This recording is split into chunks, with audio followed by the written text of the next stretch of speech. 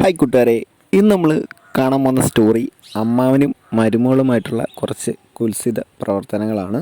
അപ്പോൾ കഥയിലേക്ക് കിടക്കാം. ഇതാണ് കേട്ടോ റേച്ചൽ, ഇത് അമ്മാവൻ വിനോദ്, ഇത് വിനോദിൻ്റെ പെങ്ങള്.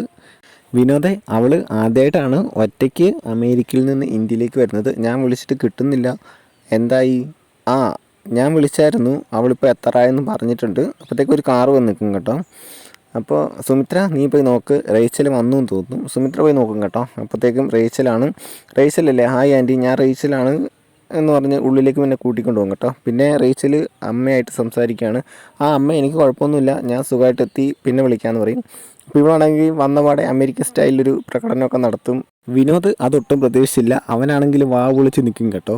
പിന്നെ പറയും, ഇവർ സംസാരിക്കുകയാണ്, പക്ഷേ വിനോദിൻ്റെ നോട്ടം താഴേക്കാണ്. നീ ഇവൾക്ക് ചായ എന്തെങ്കിലും കൊടുക്ക് എന്ന് പറയും. അപ്പോൾ ഞാൻ ഒന്ന് കുളിക്കട്ടെ, എന്നിട്ട് മതി ചായയും കാപ്പിയൊക്കെ. പിന്നെ ഇവരാണെങ്കിൽ എണീറ്റ് റൂമിലേക്ക് പോകും കേട്ടോ.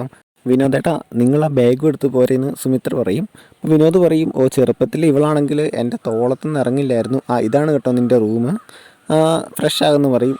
ഇവിടെ എന്തൊരു ചൂടാന്ന് പറഞ്ഞുകൊണ്ട് റേച്ചലാണെങ്കിൽ, അപ്പോൾ ഇവനാണെങ്കിൽ നോക്കി നിൽക്കും കേട്ടോ, എന്ന് വെച്ചാൽ കാണാത്ത പോലെ. അങ്ങനെ ഒരു ഇതായിട്ടുള്ള സീനാണ്. വിനോദാണെങ്കിൽ അത് നോക്കി വെള്ളം ഇറക്കുന്ന സുമിത്ര കാണും. അപ്പോൾ ഇവൾ പറയും, നിങ്ങൾക്ക് ആരെ വിളിക്കണമെന്ന് പറഞ്ഞില്ലേ, പോയി കോൾ ചെയ്യാൻ പറയും. റേച്ചലെ, നീ ഫ്രഷ് ആയിട്ട് വാ, ഞാൻ അപ്പുറത്തുണ്ടാവുമെന്ന് പറയും. പിന്നെ ഇവളാണെങ്കിൽ റേച്ചലിൻ്റെ റൂമിൽ ചെല്ലുമ്പോഴത്തേക്ക് ഇവളാണെങ്കിൽ ചെയ്തുകൊണ്ടിരിക്കുകയാണ്. ഇതൊന്നും ഇവിടെ പറ്റില്ല, അമേരിക്കൻ സ്റ്റൈലൊന്നും ഇവിടെ പറ്റില്ല പറയും. എന്നിട്ടാണെങ്കിൽ സുമിത്രയാണെങ്കിൽ വിനോദിൻ്റെ അടുത്ത് ഇത് പറഞ്ഞു പോയി ചിരിക്കും. എന്നിട്ട് അവർ രണ്ടുപേരും കൂടെ അവരുടെ കളികളിലേക്ക് കടക്കും.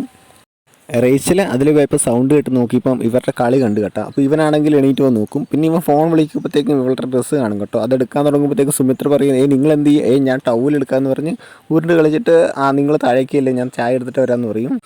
പിന്നെ വിനോദാണെങ്കിൽ റേച്ചലിൻ്റെ റൂമിൽ കയറിയിട്ട് ആ ഡ്രസ്സ് എടുക്കും. എന്നിട്ട് അവനൊന്ന് ഇതാകും. അപ്പോഴത്തേക്കും ഇവൾ വന്നിട്ട് ചോദിക്കും, ഞാനാണെങ്കിൽ ബുക്ക് നോക്കുക, എൻ്റെ ഒരു ബുക്ക് ഇവിടെ വെച്ച് മറന്നു എന്ന് പറഞ്ഞ് ശരി, ഗുഡ് നൈറ്റ്, പിന്നെ കാണാമെന്ന് പറഞ്ഞുകൊണ്ട് പോകും. ഇവക്കപ്പോൾ എന്തോ പന്തികേട് തോന്നും കേട്ടോ.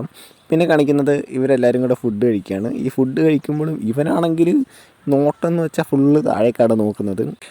റേച്ചലിൻ്റെ കയ്യിൽ നിന്ന് സ്പൂണ് മേടിക്കുന്ന രംഗമൊക്കെ ഉണ്ട്. അതൊക്കെ എന്ന് വെച്ചാൽ സനി കോഴിത്തരമാണ്. പിന്നെ ഈ സ്പൂണാണെങ്കിൽ താഴേക്ക് ഇടും കേട്ടോ.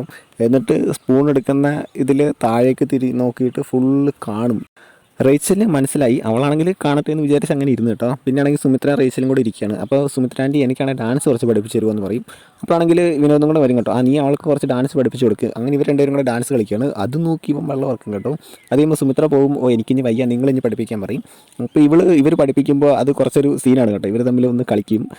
പിന്നെ പിറ്റേ ദിവസമായി സുമിത്രയാണെങ്കിൽ റേച്ചലിനോട് പറയും, ഞാൻ ഒരാഴ്ച എൻ്റെ വീട്ടിൽ പോവുകയാണ്, നീ വിനോദിൻ്റെ കാര്യങ്ങളൊക്കെ നോക്കണമെന്ന് പറയും. അപ്പോൾ ഗൈസ്, അടുത്ത എപ്പിസോഡിൽ കാണാം കേട്ടോ.